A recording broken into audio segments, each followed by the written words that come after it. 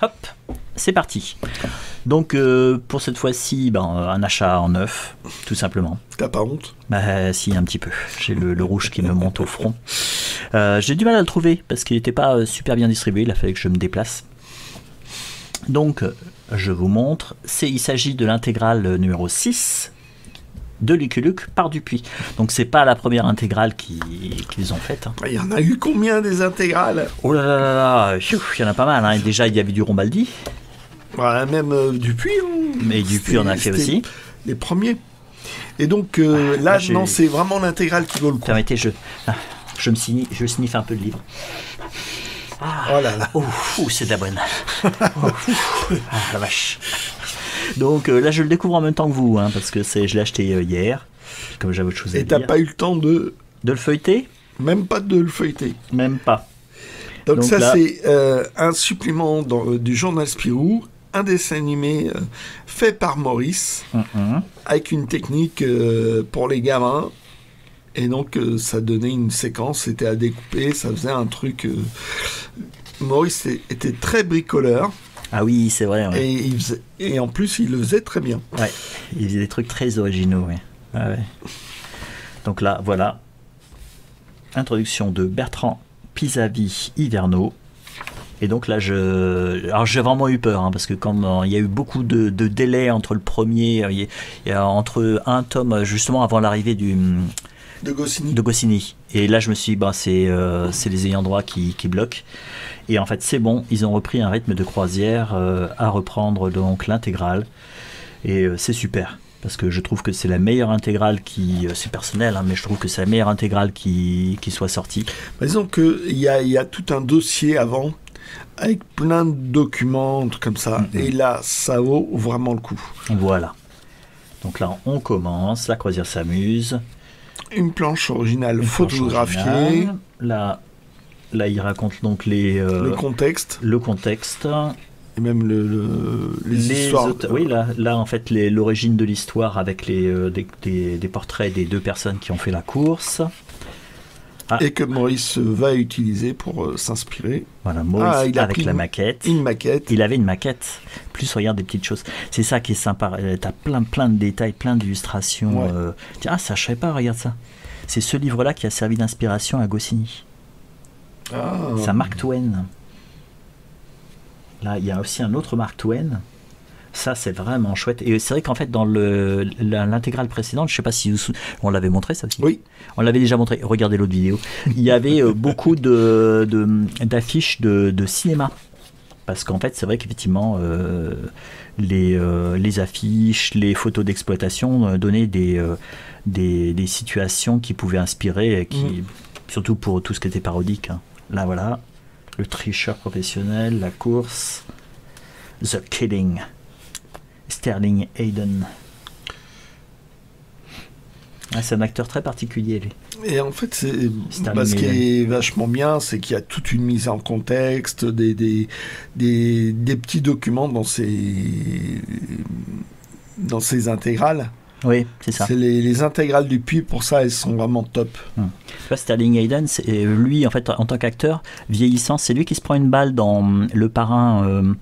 C'est un flic corrompu, il se prend une balle par... c'est Al Pacino qui joue dedans, non, De Niro. Et en fait, c'était pendant la Seconde Guerre mondiale, c'était un OSS. C'est marrant, hein, ces acteurs qui en fait ont eu des vies... Goscinny. Là, le petit bandeau.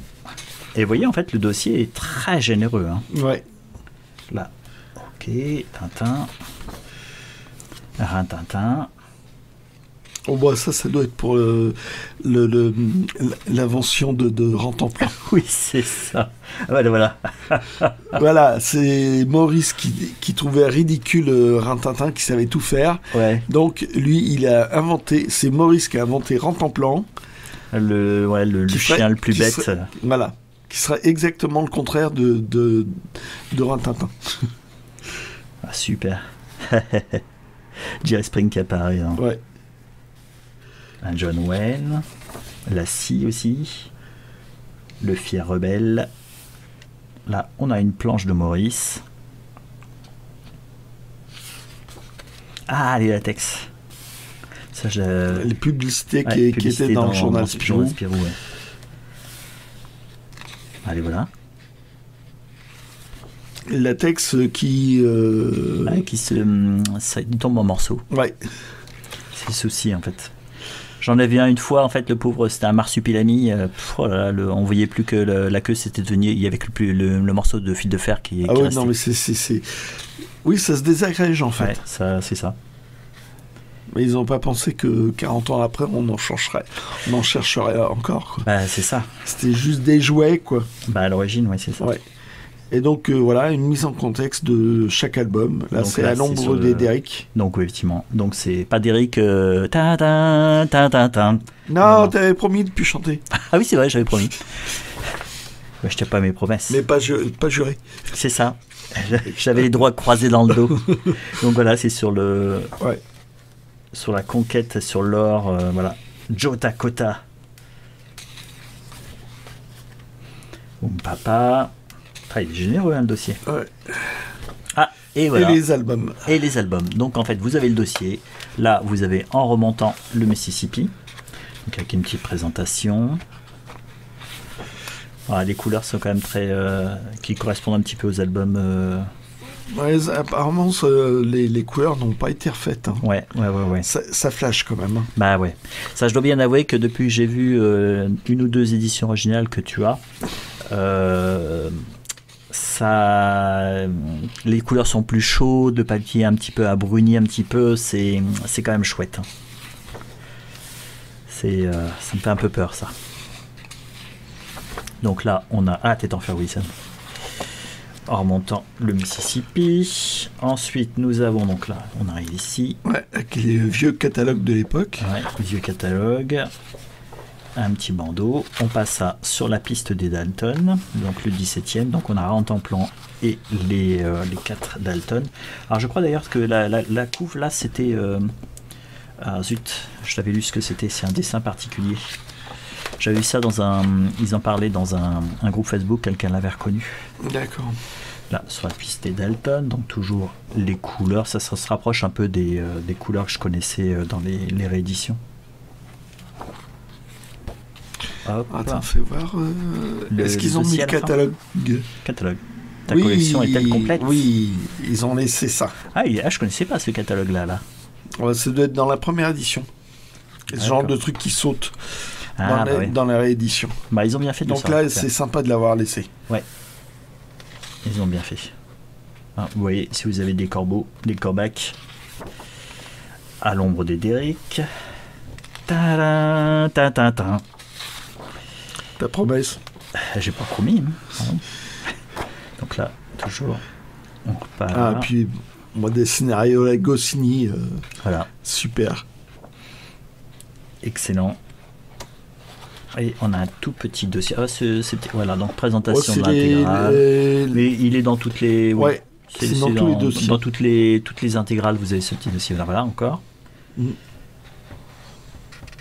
Ah, le Texas où il n'y a pas de pétrole.